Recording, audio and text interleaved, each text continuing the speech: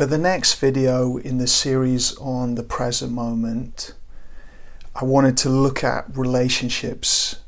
This is such an important area of our lives for our mental health. We all know that, some of the most fulfilling times and most engaging and emotionally valuable times are in connection with those we love, those we care about. And many of us will also know that when we are feeling low mood, depression, anxiety, and other mental health challenges, actually socializing and connecting becomes one of the most difficult things.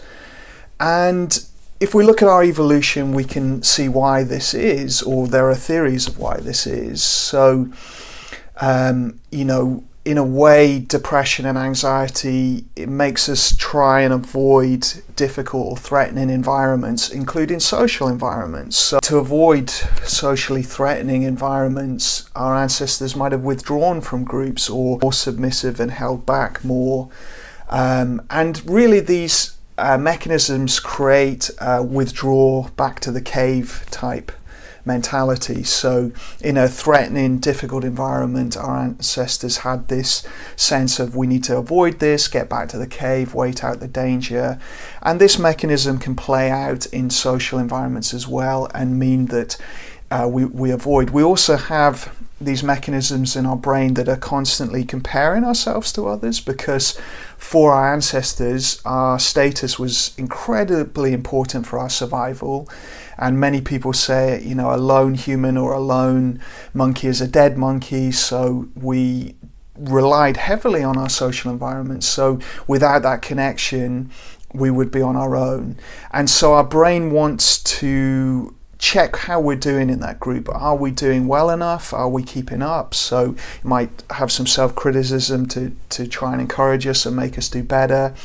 Or if we're getting too dominant, we might be self-critical and push ourselves down.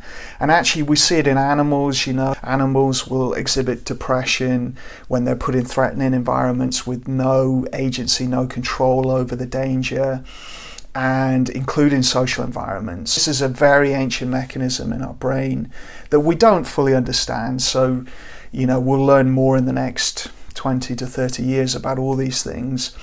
But right now, there's some strong theories about this withdrawal from danger, including social danger. And so when we're feeling depressed or anxious, we go to meet people and the anxiety comes up. So we feel stressed, we feel all the physical symptoms of anxiety, maybe the worry about how we're doing. And that makes it very hard to be present and engaged with people. And actually it makes it very hard to be ourselves and to be authentic. And also our body language will become more submissive. And the irony is that people will then start to not listen to us as much or not be as engaged with us.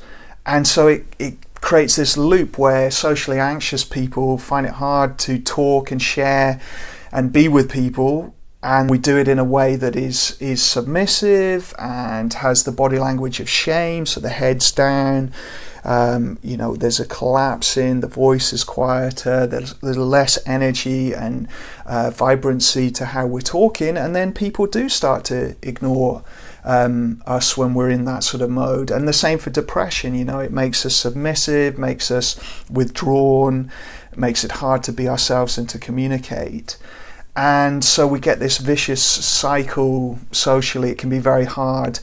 The other mechanism going on is we might be doing the compare and despair, the checking how we're doing compared with others. And actually it's easier in the short term to avoid seeing people if we feel they're doing better than us. That can be another mechanism going on. We can actually just have panic and anxiety that gets triggered around social environments. Sometimes people frame panic as actually a shame-based disorder. So it's actually we're very fearful of shaming ourselves, and so we get these panic symptoms to make us withdraw and avoid socially. And also, we're just very distracted. So if we have all this going on, negative self-attack, rumination, worry, maybe obsessional anxiety, thoughts like in generalized anxiety or in OCD, all of this stuff going on in our head, it makes it very hard to concentrate and be present with people and to listen, to talk, to connect. And so it happens time and time again. People start to socially withdraw, and I've done this as well when I've dealt with difficult mental health challenges. You start to withdraw, and then your depression gets worse. You feel more isolated, more alone, and actually our nervous system gets regulated with other people. So being around safe, smiling, happy faces, ideally non-judgmental people who are accepting and validating, we then feel safe, and our heart rate goes down, our heart rate variability improves, blood pressure goes down, stress symptoms and inflammation go down, and we feel better and we feel connected. And actually you can see our brain waves start to synchronize. So they've done scanning studies which show people, when they're connecting empathically, start to even resonate in their brains. So if we don't have that, it's going to be very hard not to get further into depression and panic and anxiety. The difficulty is we have to overcome some of that challenge to get socializing again. So we have to connect with our value, think that connection is important and we need that in our lives, and it's worth bearing that bit of anxiety and that bit of emotional pain and depression to start connecting. And then to use these present moment skills to be really present when we are with people. And so, when we first start doing this with anxiety, we might have all the anxiety going on, the symptoms, our voice might be stuttering, we might be sweating and shaking and all these kind of things if it's severe anxiety, or we might just feel distracted by the anxiety if it's less severe.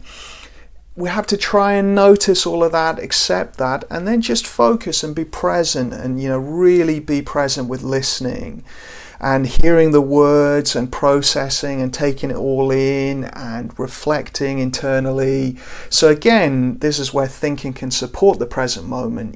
Sometimes people will say, oh, you just need to listen. But actually, listening is an active process that has this engagement and this reflection and this thinking ahead and making links and all these things. So we want to have all that going on, and then it becomes harder to worry and to become self-focused if we are engaging in that way. And the same with depression. The inner critic comes here, we notice that, we go, okay, here's the inner critic, I'm gonna focus and be present with my friends right now. And the inner critic can sit there on my shoulder and put me down, and I'm going to focus on others. And the same, that judgment might go externally. So we might have the external critic where we are judging others to maybe make ourselves feel better or to rate ourselves, rank ourselves. Can we let go of all of that? Some of that's automatic, so it will pop up, but we don't have to feed it, join and engage with it. Instead, we can just come back to being present, come back to listening, engaging, and being with other people. And it's a practice. At first, our mind will be very distracted if we're in severe mental health challenges. And over time, we might have longer periods of time when we feel engaged and present and connected. And it's a skill. And as we've said in some of the other videos, attention and behavior are the things we can control. So here, we're controlling our attention. We're staying present with other people. And we're just noticing when those difficult thoughts and feelings come up, letting them be there, and then re-engaging back with the present moment. And if we get good at this, it's like this stuff becomes a radio channel in the background. Russ Harris calls it the radio mind. So we have this, threatening doom and gloom radio playing in the background, and right now it's turned up really loud, but with practice, with time, with noticing, naming it maybe if we're really hooked, and then re-engaging back into where we are and what we're doing, over time that radio station will turn down and it'll actually fade right out. Like a radio in a room, sometimes you don't even notice it's on. And we can choose to listen to it if it has some useful information for where we're going in the present moment, then that's great. But often it's not. Often it's a terrible radio channel that's playing all the old songs that you hate, that are attached to loads of embarrassing old memories from that time when you did that terrible dance at that school disco, and actually we want to leave that in the past. We don't need that coming into the present. By the way, I never did a terrible dance in a school disco, for the record. Never break danced, ever. So we want to let that radio station just play in the background and engage in the present, connected to others. And it's going to be such a support for our mental health. And also it's going to just add to that engagement, that value, that purpose, that meaning in our life.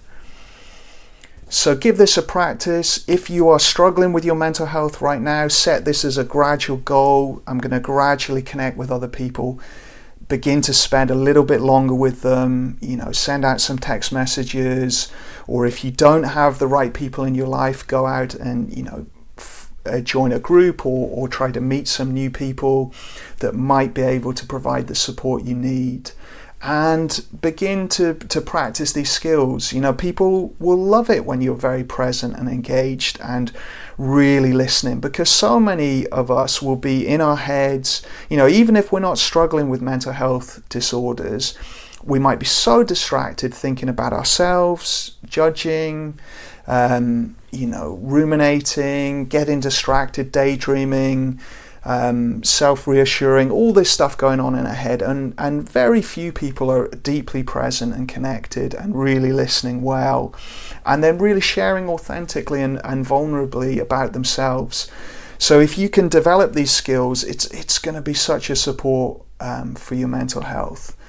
And so setting it as a small goal that you gradually build up. If we've been very isolated, very alone, we can't go straight into this. We need to do a little bit at a time, A phone call here, meeting someone for coffee there, joining a group here, going to the cinema there. Little things like this, and just gradually over time, and expect the critic, the low mood, the anxiety, all to be there. It will be there to begin with, but it can settle down as we reduce the struggle and the aversion and the bracing against it, and allow it to come along for the ride.